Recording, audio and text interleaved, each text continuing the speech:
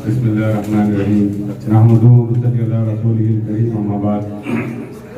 पे मौजूद हमारे तमाम पार्टी के जिम्मेदारान, मेरे सामने बैठे हमारे तमाम साथी, नौजवान, बुजुर्ग दोस्तों, अस्सलाम वालेकुम रहमतुल्लाहि व बरकातहू। यहाँ बहुत से मस्जिद के जिम्मेदारान आए हैं, हुसैन भाई हैं, उनकी पूरी टीम है। एक मसले के लिए आप कई दिनों से लड़ रहे हैं महानगर पालिका से, लेकिन हम इंशाल्लाह आपको यकीन दिलाते हैं कि बहुत सी मस्जिद के नाले का जो मसला है वो हम पूरी मजलिस मिलकर संदीप तरीन साहब की मौजूदगी में उस मसले को हल करने के लिए पूरी कोशिश करेंगे इंशाल्लाह। इसलिए कि आपको मालूम है कि हालिया दिनों में महानगर पालिका में कोई बॉडी नहीं है, तो हर अधिकारी अपनी मनमानी कर रहा है, लेकिन उन अधिकारियों की नाक दबाएंगे जब उनके मुंह खुलते हैं और वो मजलिस इत्तेहादुल मुस्लिमीन को आता है। और इंशाल्लाह वक्त लगेगा लेकिन काम जरूर होगा इंशाल्लाह। मेरे नौजवान दोस्तों, बुजुर्गों, आज हम जिस मकसद के लिए यहाँ जमा हुए हैं, हम आपके दरमियान कोई इंतखाबात की बात नहीं करेंगे, इलेक्शन की बात नहीं करेंगे, ना आपसे आज वोट मांगेंगे। सबसे पहले तो मैं मुबारकबाद देना चाहता हूं संदीप तरीन साहब को कि जिन्होंने एक दूसरे समाज से ताल्लुक रखते हुए भी मुसलमानों के रिजर्वेशन के लिए हमारे साथ खड़े रहे और आज आप उनकी दावत पर यहाँ पर आए हैं। ये उन लोगों के ऊपर जोरदार तमाचा है जो ये कहते हैं कि मजलिस इत्तेहादुल मुस्लिमीन सिर्फ मुसलमानों की जमात है। हम इस शहर में एक संदीप तरीन नहीं बल्कि 100 संदीप तरीन खड़े करेंगे इंशाअल्लाह, और लोगों को बताएंगे कि यही हिंदुस्तान है, यही महाराष्ट्र है, यही औरंगाबाद है, यही मजलिस इत्तेहादुल मुस्लिमीन है जिसके बगीचे में हर किस्म का फूल रहता है। मेरे नौजवानों, आप जानते हैं कि मैं छोटी सी एक मिसाल देना चाहूंगा कि किसी मोहल्ले में या किसी घर में अगर एक भाई तरक्की करते जा रहा है और दूसरे भाई के खाने के लाले पड़े हैं, तो आप सोचिए कि उस घर का हाल क्या होता है। वो घर बदअमनी का शिकार होता है। अगर एक मोहल्ला है, एक मोहल्ले के 10 घर सिर्फ बिल्डिंग के बिल्डिंग बनाते जा रहे हैं, उनके बच्चे पढ़ते लिखते जा रहे हैं, बाकी के तकरीबन 10, 20, 50 घर गरीब से गरीब होते जा रहे हैं, उनके बच्चे सिर्फ मेहनत मजदूरी, पंचर की दुकान और होटल चलाते हैं, तो उस मोहल्ले का क्या हाल होगा? उस मोहल्ले में चोरी होगी, उस मोहल्ले में दादागिरी होगी, उस मोहल्ले में आए दिन फसाद हो गए, उस मोहल्ले में वो लोग परेशान हो गए जो तरक्की करते जा रहे थे।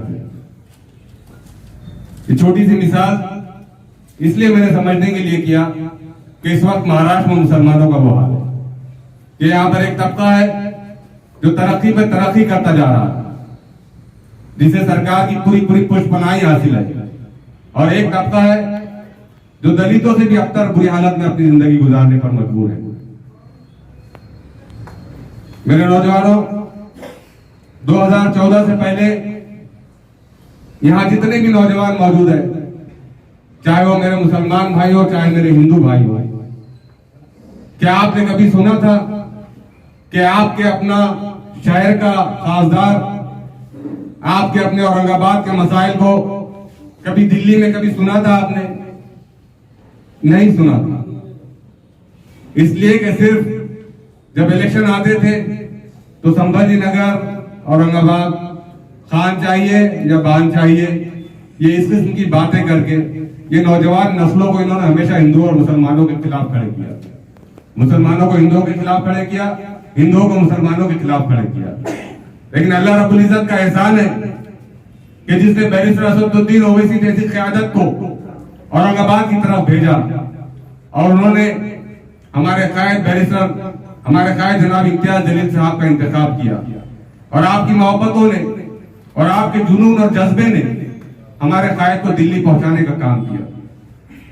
नौजवानों, देखो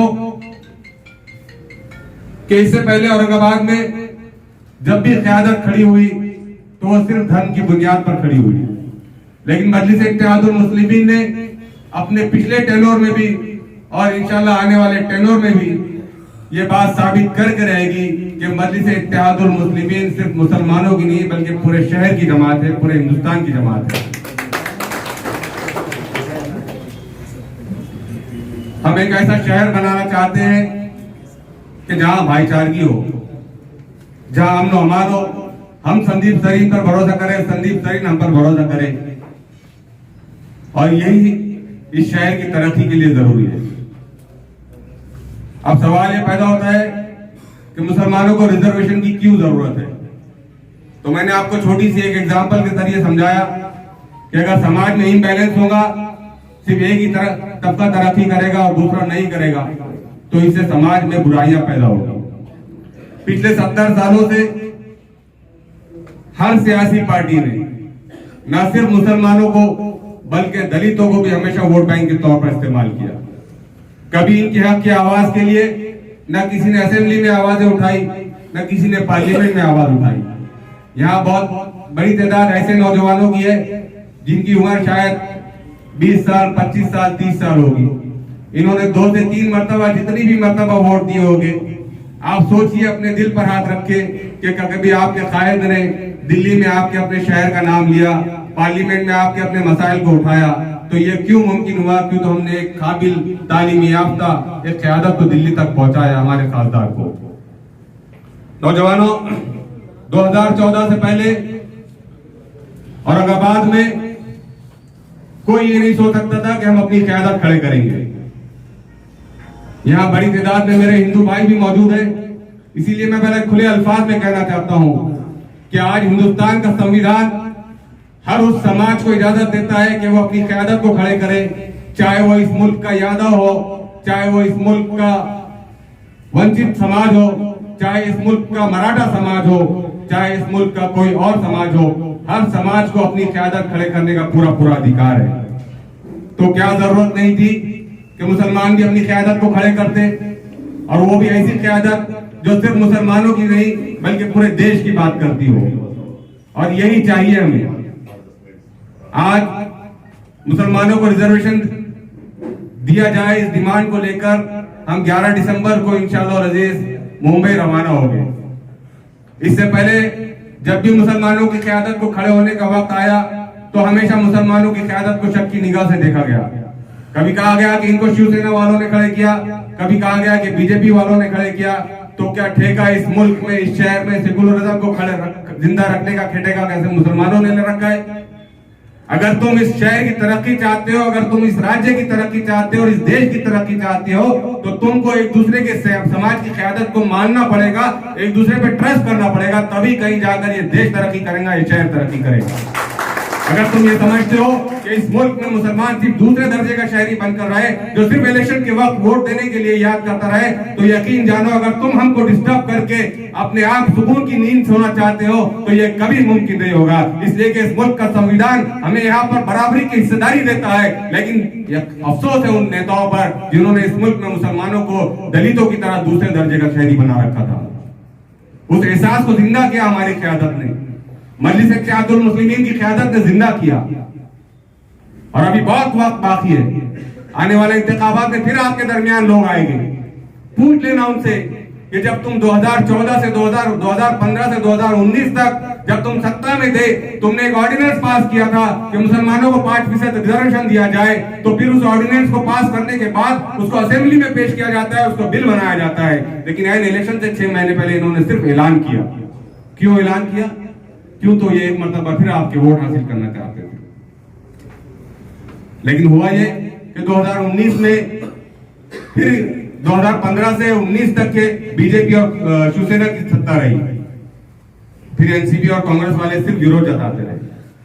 अब हमारा सवाल यही है कि 2019 से लेकर 2021 हो गया, 22 शुरू होने वाला है, 2.5 साल का अरसा गुजर चुका है। तुम सत्ता में होने के बावजूद भी तुमने मुसलमानों को रिजर्वेशन क्यों नहीं दिया, जबकि तुम 2014 में वो ऐलान कर चुके थे।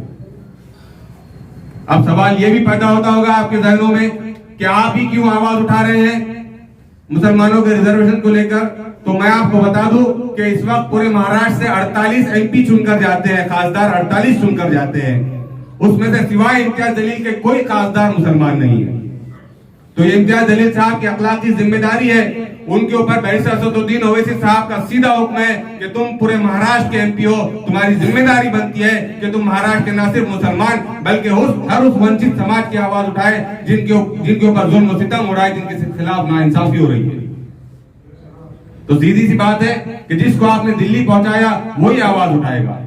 हो सकता है कि इस मजमे में कोई कांग्रेस और एनसीपी से और शिवसेना से ताल्लुक रखने वाला भी होगा। मैं उनको एक बात बता दूं कि इस वक्त हमारे कायदीन का साफ हुक्म है कि अगर तुम मुसलमानों के रिजर्वेशन की बात करना चाहते हो, उनको रिजर्वेशन दिलाना चाहते हो, तो ये 11 दिसंबर के हमारे मोर्चे की कमान तुम संभालो, हम तुम्हारे पीछे चलने के लिए तैयार हैं। हमारा मकसद सिर्फ मुसलमानों को रिजर्वेशन दिलाना है, लेकिन इनमें इतना दम नहीं है, खास तौर से एनसीपी और कांग्रेस के उन मुस्लिम नेताओं में इतना दम नहीं है कि ये अपने सियासी आकाओं के आंखों में आंखें डालकर बात करे और उनको ये याद दिलाए कि साहब हमने 2014 में मुसलमानों को 5% रिजर्वेशन की बात कही थी, अब वक्त है कि उसको पूरा कर लो। ये नहीं कह सकते। ये इसलिए नहीं कह सकते कि इनके अपने अपने दुकानें खुली हैं, ये सियासी आकाओं के सामने मजबूर है। हम 11 दिसंबर के इस रोड शो से क्या करना चाहते हैं, एक और बात बता दूं आपको कि हमारा मकसद मुंबई में लोगों को जमा करके सिर्फ असद साहब का भाषण सुनाना नहीं है। पूरे मुल्क में एक अकेला नेता है कि जिसे सुनने के लिए लोग जो खुद जमा होने लगते हैं। हमारा मकसद इस रैली का यह है कि हम एडमिनिस्ट्रेशन को जगाए, सत्ता को जगाए, सत्ता में बैठे हुए लोगों में यह एहसास दिलाए कि अभी तक तुमने बहुत चॉकलेट दे चुके मुसलमानों को, लेकिन अब महाराष्ट्र का मुसलमान जाग चुका है। वो अपने हक के उसूल के लिए हर मुमकिन संवैधानिक तरीका इख्तियार करने के लिए तैयार हो चुका है। मेरे नौजवानों, हो सकता है कि इसमें से बहुत सारे नौजवान ये सोचे कि यार ये रिजर्वेशन से क्या होने वाला है। बहुत अच्छी बात कही संदीप भाई आपने कि रिजर्वेशन की अहमियत उनसे जाके पूछिए जिनके बच्चे 5 नंबर से 10 नंबर से एमबीबीएस में डिग्री नहीं हासिल कर पाते, इंजीनियर नहीं बन पाते। बहुत हो गया यहाँ, अक्सर नौजवान ऐसे हो गए जो कहीं सेल्समैन हो गए, जिनकी अपनी छोटी छोटी दुकानें होगी, जो पंक्चर बनाते होंगे, किसी की होटल होगी, किसी की किराने की दुकान होगी। लेकिन अब हम कर रहे हैं, लेकिन हमको आने वाली नस्लों को ये नहीं करने देना है। और मजलिस इत्तेहादुल मुस्लिमीन सिर्फ वोट बटोरने वाली जमात का नाम नहीं है मेरे भाइयों। हम चाहते हैं कि आपको सियासी, समाजी, तालीमी, माली तौर पर आपको मुस्तहकम करें, मजबूत करें, और हर उस मिशन को और आपके खिलाफ होने वाले हर जुल्म के खिलाफ आवाज उठाए। तो हमारी दुकानें खुली है, हम पंक्चर बना रहे हैं, हम होटल बना रहे हैं, हम छोटे छोटे सेल्समैन हैं, तो क्या हम ये जिंदगी भर रहेंगे? हम रह सकते हैं, लेकिन मजलिस इत्तेहादुल मुस्लिमीन चाहती है कि आपके बच्चे ना रहे। एक और बात समझ लो कि आरक्षण आपको एक बार मुंबई चलने से नहीं मिलने वाला। डॉक्टर बाबा साहब अम्बेडकर ने जब आरक्षण दलितों के लिए महफूज करवाया तो उससे पहले उन्होंने कई साल तक जंग लड़ी, कई दलित भाइयों की जानें गई। उसके बाद आज आप देखते हैं कि दलित समाज का ऐसा कोई घर नहीं है कि जिसके घर का नौजवान या जिसके घर की औरत कोई सरकारी कर्मचारी ना हो। तो ये मुसलसल जद्दोजहद का नतीजा है कि आज दलित समाज कहीं ना कहीं हमसे बेहतर पोजीशन में है। तो हम आपके दरमियान यही पैगाम लेकर आए हैं कि आप रिजर्वेशन की अहमियत को समझिए। मजलिस इत्तेहाद, भले ही आप किसी पार्टी से ताल्लुक रखते हो, लेकिन आप मजलिस इत्तेहादुल मुस्लिमीन के इस कॉज को, इस मूवमेंट को, इस मकसद को समझो और हमारे साथ जुड़े रहो। इसलिए अगर आपका जुड़ना इसलिए जरूरी है कि आप और हम लोकतंत्र में जिंदगी गुजारते हैं, जमहूरियत में जिंदगी गुजारते हैं। यहाँ आपके और हमारे सरों की तादाद को गिना जाता है। जितनी बड़ी तादाद में हम सड़कों पर होंगे, यकीन जानिए उतना ज्यादा असर आपका जो है तो इंतजामिया पर पड़ेगा, कलेक्टर पर पड़ेगा, कमिश्नर पर पड़ेगा, आईजी पर पड़ेगा। मेरे नौजवानों, महाराष्ट्र में तकरीबन 40 के करीब कलेक्टर है। क्यों एक भी कलेक्टर मुसलमान नहीं है? 40 के करीब कमिश्नर है, क्यों एक या दो को छोड़कर दूसरे मुसलमान कमिश्नर नहीं है? क्यों, क्या हमारा हक नहीं है? हम इस देश में रहते हैं तो क्या सिर्फ पंक्चर जोड़ने के लिए बैठे हैं? क्या हम सिर्फ होटलों पे काम करने के लिए पैदा हुए हैं? हमको अपने आप को, अपनी सोच को बदलना पड़ेगा। हो सकता है कि आपके मजलिस इत्तेहादुल मुस्लिमीन से इख्तिलाफात हो, हो सकता है कि आपको अपने वार्ड अध्यक्ष या आपके अपने कॉर्पोरेटर से इख्तिलाफ हो, लेकिन ये आवाज मेरे और आपके कायद बैरिस्टर असदुद्दीन ओवैसी साहब ने लगाई है। और अपनी क़यादत पर यकीन करना और उसकी आवाज पर जमा होकर इंतजामिया को जगाना, यह आपकी हमारी जिंदादिली का सबूत होगा।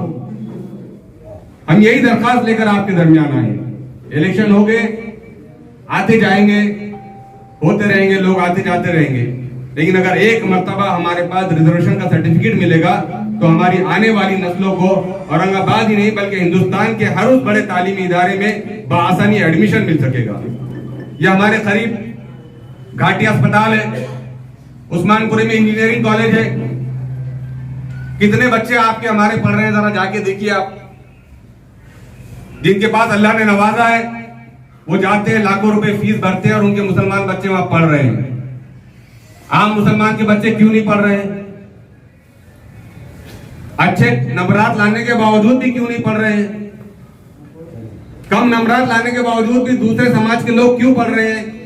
उनके बच्चे कम नंबरात, हमारे बच्चे के पास अगर 70% मार्क्स है और किसी और समाज के पास अगर सिर्फ 50% मार्क्स है तो उस बच्चे को एडमिशन मिलता है, 70% वाले को नहीं मिलता है। तो हम यही फर्क समझाने के लिए आपके पास आए हैं कि अब बहुत हो चुका, बहुत वादे हो चुके। अब हम यही चाहते हैं कि ये 70% ही नहीं, अगर हमारा बच्चा 50% भी लाए तो कुछ नई मामू से नकटे मामू जैसे कहावत है, तो भले ही हमारे 5 बच्चे ही क्यों न सही, उन 100 बच्चों में 5 बच्चे हमारे डॉक्टर बन के निकलेंगे, उन 100 बच्चों में 5 बच्चे हमारे इंजीनियर बच्चे निकलेंगे, उन 100 बच्चों में 5 बच्चे हमारे फार्मेसी कॉलेज पढ़ेंगे, उन 100 बच्चों में 5 बच्चे हमारे एरोनॉटिकल इंजीनियरिंग करेंगे। तो यह रिजर्वेशन की अहमियत। अगर आपके पास मार्क्स कम है, आपके पास पैसा कम है, लेकिन आपके पास रिजर्वेशन है, तो वो रिजर्वेशन की बुनियाद पे आपके हमारे बच्चों को वहां एडमिशन मिलेगा और वो बच्चे कुछ ना कुछ अपनी जिंदगी में कर पाएंगे। मजलिस इत्तेहादुल मुस्लिमीन के हमारे कायद का यही ख्वाब है कि वो चाहते हैं कि नई नस्लें, हमारे आने वाली नस्लें, यहाँ नौजवान मौजूद है, भले आपकी मेरी जिंदगी गुजर रही है कैसे भी, लेकिन खुदा के लिए हम मुसलमान होने की हैसियत से हमारी अखलाकी और मिली जिम्मेदारी है कि हम अपनी आने वाली नस्लों के मुस्तकबिल को महफूज करो। इसलिए कि जैसे जैसे वक्त गुजरता जा रहा है, आपका इस देश में जिंदगी गुजारना मुश्किल तरीन होता जा रहा है। उसके लिए अपने आप को महफूज बनाना होगा, उसके लिए अपने आप को तैयार करना होगा। और हम समझते हैं कि आज के हालात में रिजर्वेशन से बेहतर कोई दूसरा हाल हमको नजर नहीं आता। तो यही दर्दमंदाना दरखास्त हम जनाब बैरिस्टर असदुद्दीन ओवैसी साहब की, जनाब इम्तियाज जलील साहब की और डॉक्टर गफ्फार कादरी साहब की आपके दरमियान लेकर आए हैं कि खुदा का 11 दिसंबर को चाहे कुछ हो जाए, कितनी ही मुश्किलें आए, हम मुंबई जाएंगे इंशाअल्लाह। अगर कुछ नौजवानों के पास हो सकता है कि हर नौजवान गाड़ी नहीं कर सकता है, जो लोग नहीं जा सकते हैं लेकिन उनके पास इस्तिताअत है, तो वो गाड़ी करके दीजिए नौजवानों को। जब ये भी नहीं हो पाएगा आपसे, तो आप कोशिश कीजिए कि आप बजरिए बस या बजरिए ट्रेन जो है तो मुंबई पहुंचने की कोशिश करें। एक और बात बताता चलो आपको, आपने मराठा रिजर्वेशन देखे, लाखों की तादाद में हमारे मराठा भाई सड़कों पर उतरे थे।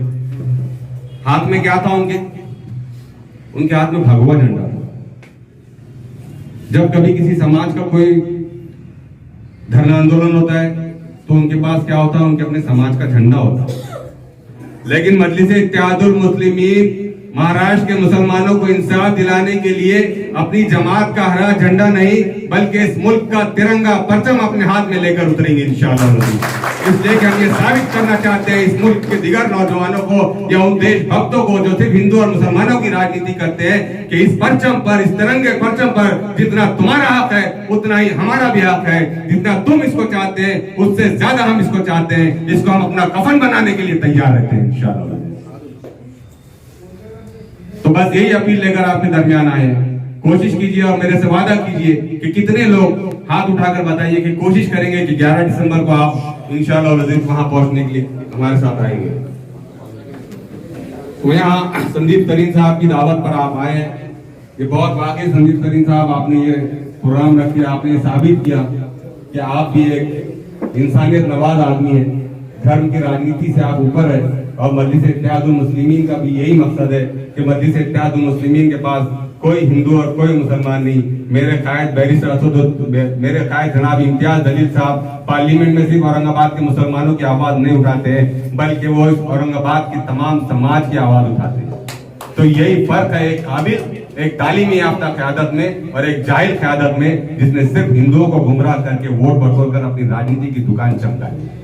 लेकिन अब वक्त बदल रहा है, आपको भी बदलना पड़ेगा, आपकी अपनी सोच को बदलना पड़ेगा। इसलिए जब सोच बदलेगी समाज बदलेगा, समाज बदलेगा तो शहर बदलेगा, शहर बदलेगा तो राज्य बदलेगा, और राज्य बदलेगा तो देश बदलेगा। बहुत बहुत शुक्रिया, जज़ाकल्लाह।